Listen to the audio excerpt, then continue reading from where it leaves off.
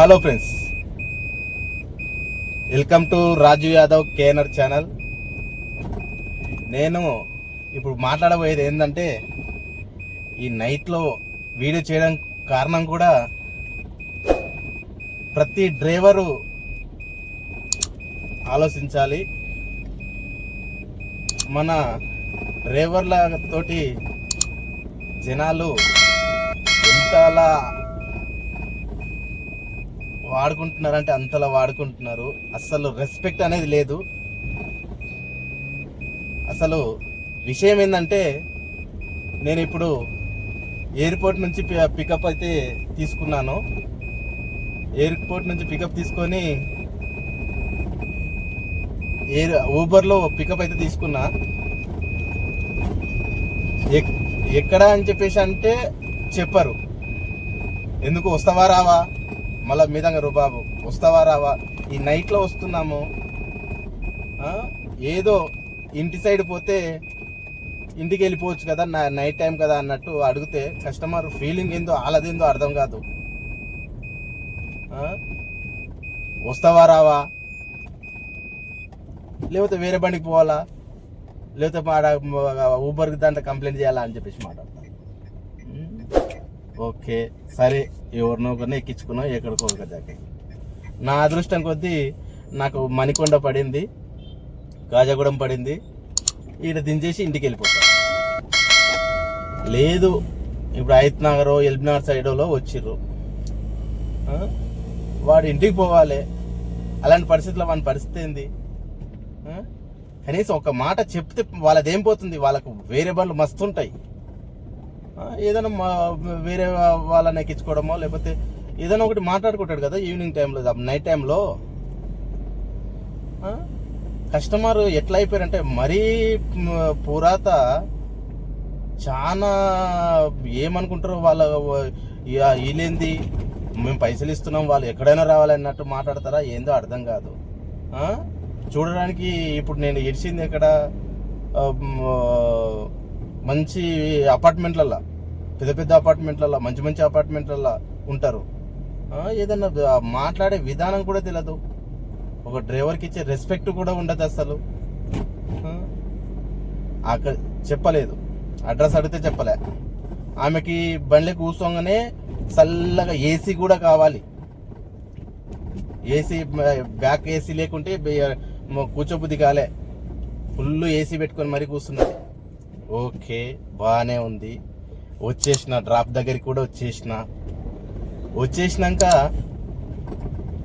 లొకేషన్లో apartment gated committee కదా, apartment బయటనే లొకేషన్ పిన్ చేసారు. మళ్ళీ పార్కింగ్లోకి పోవాలి, వాళ్ళకి లగేజ్ ఉంది పార్కింగ్లోకి పోవాలి. వాళ్ళకేంటే 100 మీటర్స్ 200 మీటర్సే కదా, ఒక 30 రూపీస్ ఎక్స్ట్రా కొట్టండి అని చెప్పేసి అంటే 30 రూపీస్ వాళ్ళకేం ఎక్స్ట్రా అవుతుంది, మనకేం 100 మీటర్స్ 200 మీటర్సే కదా. లోపలికి వస్తే ఏమైంది, లోపల దించితే ఏమైంది అన్నట్టు మీదంగా రుబాబు. ఉండేదేమో పెద్ద పెద్ద అపార్ట్మెంట్లు, పెద్ద చదువులు. వచ్చింది 1300, అందులో 380 రూపాయలు ఆడ పార్కింగ్ ఛార్జెస్ తీసేసుకుంటారు, ఎయిర్పోర్ట్ పార్కింగ్ ఛార్జెస్.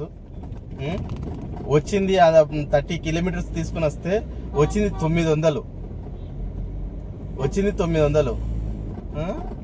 మా బాధలు మాకున్నాయి.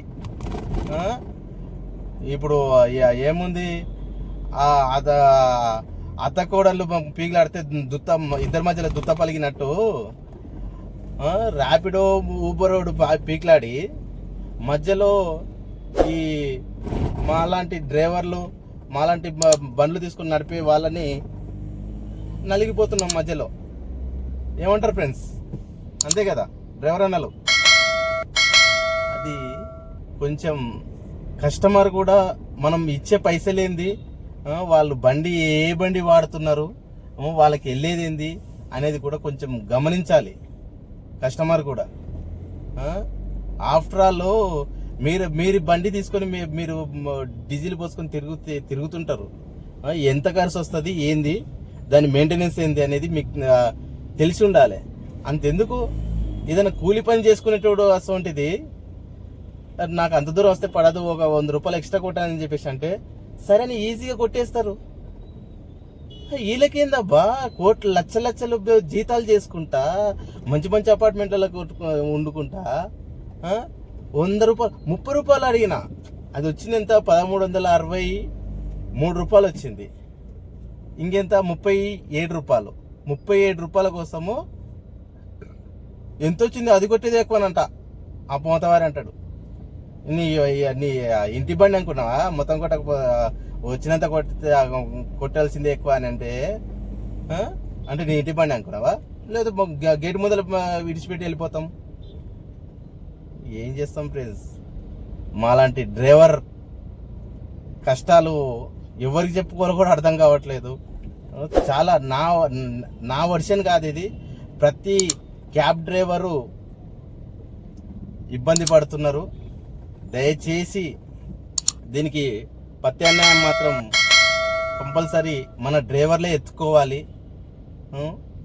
ఇప్పుడు వాళ్ళు ఇద్దరు ఊబరు ర్యాపిడో వాళ్ళిద్దరు కొట్లాడే దాంట్లో మనం నలిగిపోతున్నాం. మనం ఎంతో మంది ఎన్నో విధాలుగా అప్పు చేసి బండి తీసుకొని ఈఎంఐలు కట్టుకుంటూ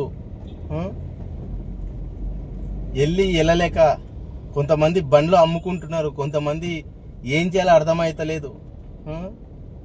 ఇంట్లో పిల్లల ఫీజులు కట్టుకోలేక, స్కూల్ ఫీజులు కట్టుకోలేక, ఇంట్లో తిండి తినలేక, తెల్లార్ల పొద్దుకులు కూడా నైట్ టైంలో కూడా ఏడ పంతారో తెలియదు, ఏడ ఉండేది కూడా తెలుస్తలేదు. అలాంటి బతుకుతున్నాము క్యాబ్ డ్రైవర్లు. జనాలకు అర్థమైతే లేదా, మనం ఇచ్చే పైసలు ఎంత, ఒక ఆటో వస్తలేదండి, ఒక ఆటో రావట్లేదు. ఒక ఆటో పిలుచుకునే దానికన్నా ఈ కార్ చీప్గా వస్తుందని చెప్పేసి అందరు ప్రతి ఒక్కరు కార్లే బుక్ చేయబట్టిర్రు. ఆలోచించాలి కదా. ఒక ఆటో వాడైతే ఇయ్యకున్నామా, ఆటో వాడైతే కరెక్ట్ చేస్తాడు. ఒక ఆటో సరే అట్లా అన్నారని చెప్పేసి అనుకోకండి ఆటో ఫ్రెండ్స్ ప్లీజ్. ఎందుకంటే ఒక ఆటో అతను బరాబర్ ఆడతాడు. ఇక్కడ నుంచి ఒక 2 కిలోమీటర్ పోవాలంటే 100 రూపాయలు అని బరాబర్ అడుగుతాడు. మేము అడగలేక ఏమనంటే యాప్ చాలా ఇబ్బంది అయితే పడుతున్నాం ఫ్రెండ్స్.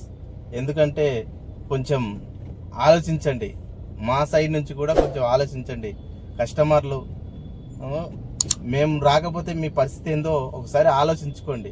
ఎన్నడికో రోజు మీరు అనుభవించవలసి వస్తుంది చూడండి. కాకపోతే ఎందుకంటే నేను నా ఆవేదన కాదు, నా తోటి ప్రతి డ్రైవర్ల ఆవేదన ఇది, అర్థం చేసుకోండి.